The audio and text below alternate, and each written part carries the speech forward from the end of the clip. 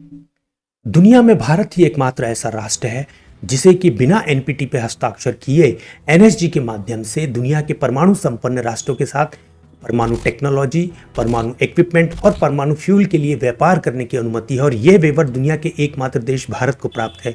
और इसके पीछे जो सबसे महत्वपूर्ण भूमिका रही है वो रही है डॉक्टर मनमोहन सिंह की। आप सबको ये जानकारी है कि 1974 में भारत के पहले परमाणु विस्फोट के बाद 1974 में ही एनएसजी का गठन किया गया था। और इस एनएसजी के गठन के पीछे दुनिया के परमाणु संपन्न राष्ट्रों का एकमात्र उद्देश्य ये था कि परमाणु तकनीक का विस्तार ऐसे राष्ट्रों तक ना हो पाए जो इस तकनीक से वंचित हैं या जो इस तकनीक का विस्तार या इसका आविष्कार खोज नहीं कर सकते।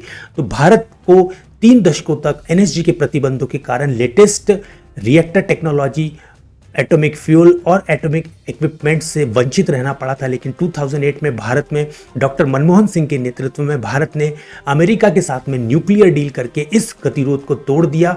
और आप सबको जानकारी होगी निश्चित रूप से कि 2008 में लेफ्ट पार्टियों ने कांग्रेस से इसी के चलते समर्थन वापस ले लिया था।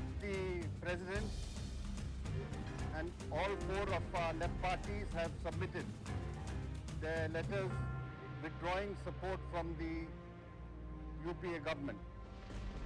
We have also submitted a second letter jointly requesting the President to direct the Prime Minister to face a confidence motion in the Lok Sabha immediately. उनका कहना था कि भारत अमेरिका के साथ इस तरह की न्यूक्लियर डील को ना करे। और अंतर्राष्ट्रीय स्तर पर एनएसजी की इस छूट का सबसे बड़ा विरोधी था चीन। लेकिन डॉक्टर मनमोहन सिंह की डिप्लोमेसी और मेंटल टफनेस की वजह से उन्होंने न केवल इंटरनल रुकावटों को बल्कि अंतर्राष्ट्रीय स्तर पर चीन के प्रतिरोध को भी मात दी। और अंततः भारत अमेरिका के साथ में न्यूक्लियर डील करके एनएसजी से इस वेवर को प्राप्त करने में सफल रहा। इसीलिए कहते हैं कि सिंह इज ऑलवेज किंग।